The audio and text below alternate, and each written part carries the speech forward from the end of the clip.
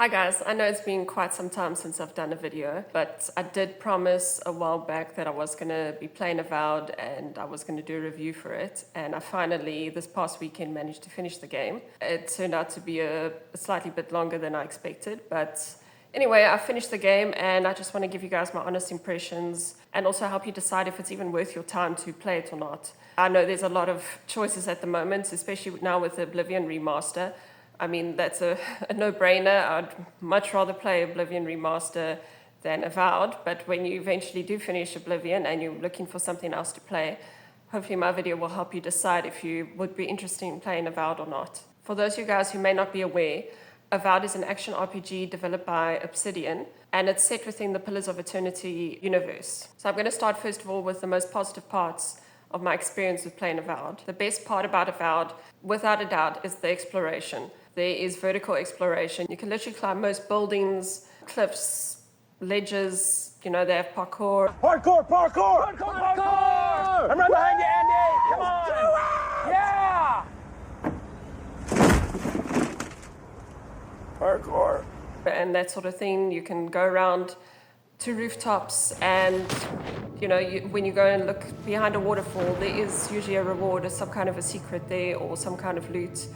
Underwater, there's usually something you can loot, a skeleton or something. They essentially do reward exploration and looking for secrets and things that are hidden.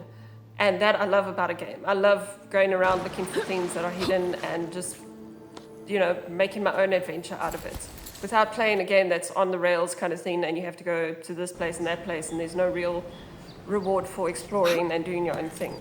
So that part I really enjoyed about the game. The part that also went hand in hand with that was the treasure maps and the collectibles, the totems that you would assemble in your camp.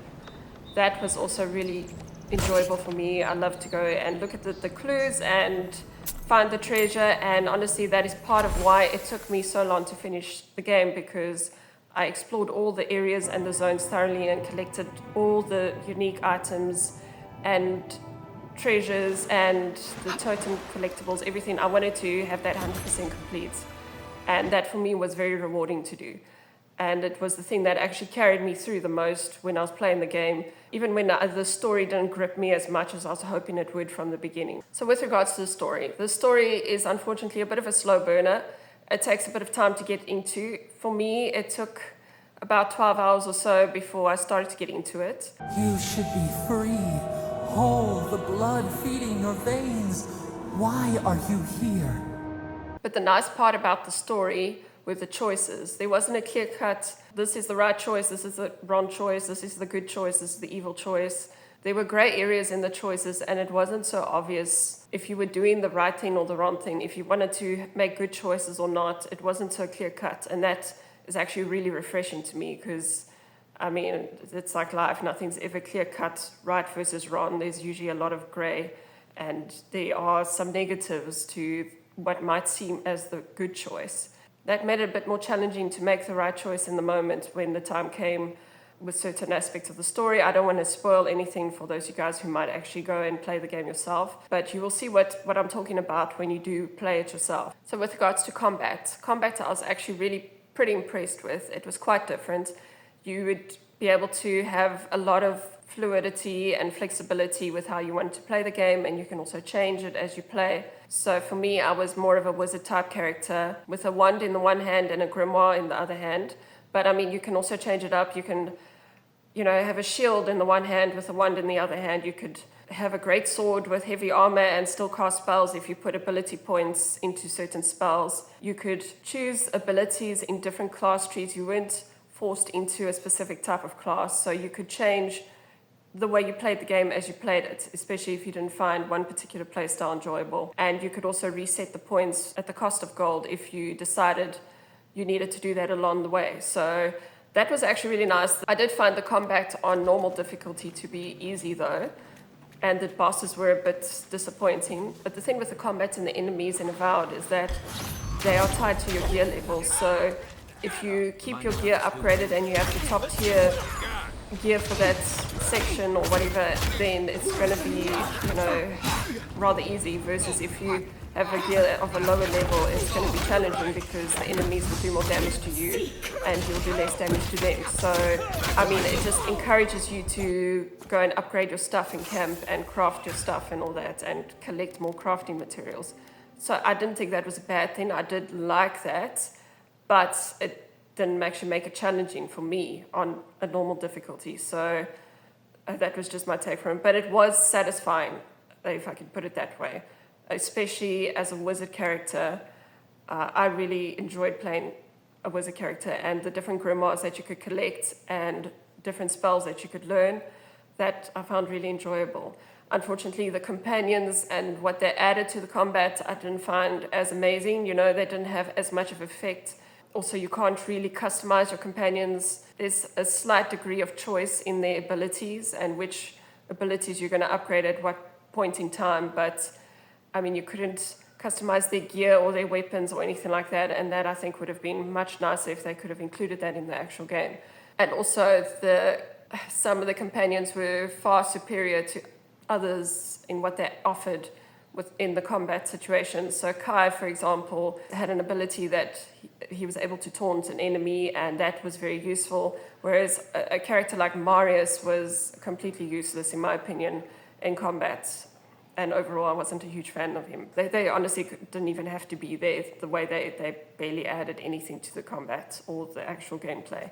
So going from that now into the companions themselves, there are a few companions that you can recruit. So Kai is voiced by the same person that voiced Garrus in Mass Effect, which was a nice surprise. But unfortunately, the character wasn't, for me, as good as Garrus was. The other characters were worse in some ways. Marius and what's that? I can't even remember that other chick that calls you dearie the whole time. That purple furry thing. I can't even remember her name, honestly. I didn't like her very much. She's like the sorcerer type character, wizard type. And Gianna, I actually quite liked. Gianna and Kai were my preferred choices to keep around, but I was sometimes forced to keep that furry chick with me just to use her ability to remove illusions so I can find secrets and loot stuff, and that annoyed me that I was forced to keep her there. I honestly would have preferred to just keep Gianna and Kai because I actually liked them more, you know, whereas Marius just left it at the camp as much as I could once I had more characters unlocked. I didn't really enjoy Marius as a character, and I don't think he added much, like I said, to the combat at all. He was pretty useless. He'd just die almost instantly, and I'll just leave him dead. So also with regards to companions, it's very frustrating. I feel like there was an attempt made to make them engaging and interesting, and there are companion side quests that you can do to a point as the story progresses. So, you know, there's some character development that happens there, and I felt it more, like I said, with Gianna and Kai. You know, they tried with Marius, but it's, like I said, I just didn't like the character, and I just found him pointless anyway. So there are actually romances that you can engage with the characters. So if you're playing a female, I don't know if you're playing a male as well, but I was a female character, you can engage in a romance with Kai, and there's practically one conversation that you have with him that points to that direction, that you could have feelings for each other and so on. But then after that, it's never mentioned again. His demeanor towards you doesn't change at all, even though he admits having feelings for you. And it's pretty much, you know, playing out like your best buds at camp, and, you know, platonic as anything until the final cutscene shows that, you know, the romance and whatever, then it gets brought up again. So it's barely touched. So, you know, you don't have to have graphic sex scenes or anything, but a little bit of change of demeanor or more conversation or something like that would have made it a lot better. It just feels like something that they just barely went into on a surface level and didn't go any further, and I don't even know why they bothered at all, because it literally has no emotional impact at all. It doesn't really feel like an actual engaging romance with the character at all. It was just kind of like, okay, and then so that's the way I feel about the romances with the characters. Originally it was advertised that they weren't going to have any romances at all, so I'm not sure why they included that story with Kai. It just felt pointless to me. I just went along with it to see what would happen, if anything would happen at all. So with regards to a major negative, the NPCs. So when you're playing the game, especially in the beginning, it's quite jarring Kind of how like a stiff nightmare. and kind of wooden they appear in their animations, and it's, you know, their reactions as well. So you can steal all their stuff, they wouldn't care. Sometimes there was like 1 or 2 times where an NPC would make a remark about how you're stealing all his stuff, and then that's it, just let you do it. There's no consequences, no one tries to kill you. You can try and kill them and it does nothing, that no one cares that you draw your weapon in front of them. You know, you could do whatever you like, literally rob them blind, loot their chests, they don't care. That's a bit of a immersion breaker for me. So I wish they developed that a bit more. They do have lockpicking, but I don't see the point in it, honestly, because you can just buy millions of lockpicks. It's an automatic thing. It's not a mini game that you play. It's just an automatic thing. Why even bother with it in the first place? It's just an irritation where you have to just make sure you have a million lockpicks always on you, so that when you come across a chest that requires one or something, that you have enough lockpicks. It's just like, I don't understand the point of it. Eventually I had just more than 100 stacks in my inventory, it's just there, just so that I have it when I need it, and it didn't really add much. It's something I wish they just developed more in the game. Again, it's just another superficial thing that they just briefly touched on and didn't develop any further. So they could have developed a whole thieving system with lockpicking, with pickpocketing, stealing, and reactive NPCs, and that would have been more akin to Skyrim and that sort of thing that people love to compare it to originally for some reason. I don't understand why. It's like literally nothing in common with Skyrim. Maybe because there's an option to play first person or third person, maybe that's where they see the comparison. I don't know, but for me, the last thing I would have ever compared it to was Skyrim. The gaming journalist articles I kept seeing everywhere saying this was like their new Skyrim for them, and they were loving playing Avowed, and it was whatever. They kept comparing it. It just made me wonder if they actually played Skyrim and if they actually really played Avowed, because they are nothing alike. So I don't see it, honestly. If I were to compare Avowed to anything, I would compare it more to, in quality and superficiality, especially with the bugs, more to a game like Risen, but without the thieving system, and like with the bright purple and floral effects and the godlike appearance and all that sort of thing made me think a bit about the other world in Pathfinder Kingmaker. It kind of made me think a bit about those games, honestly. The last thing on my mind was Skyrim. It was nothing like Skyrim. There's no comparison to be made, and I don't see why anyone would do that. And from a marketing perspective, it's really stupid to be comparing the two because they're not in the same caliber. So Avowed is more akin to kind of a B studio game, not really a AAA game.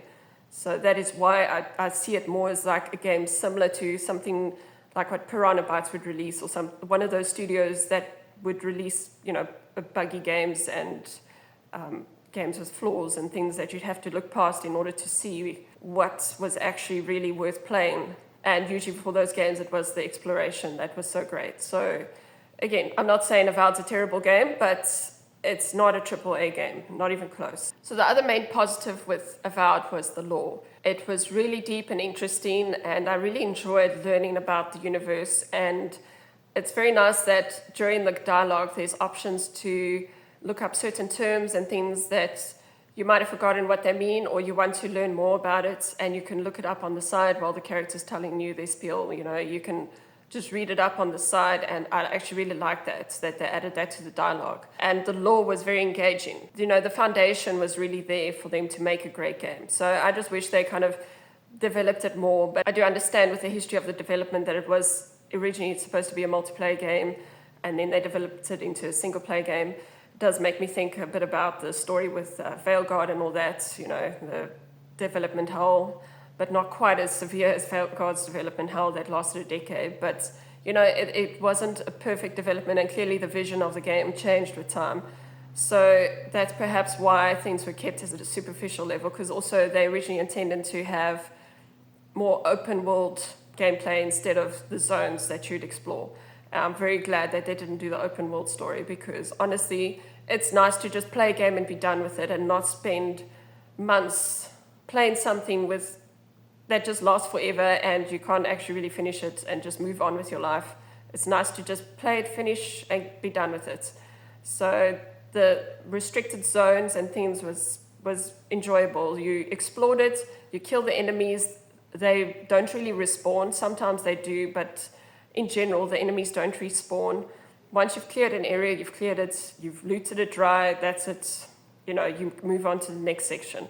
So that is also nice to have sometimes, instead of these just massively open worlds that just go on forever.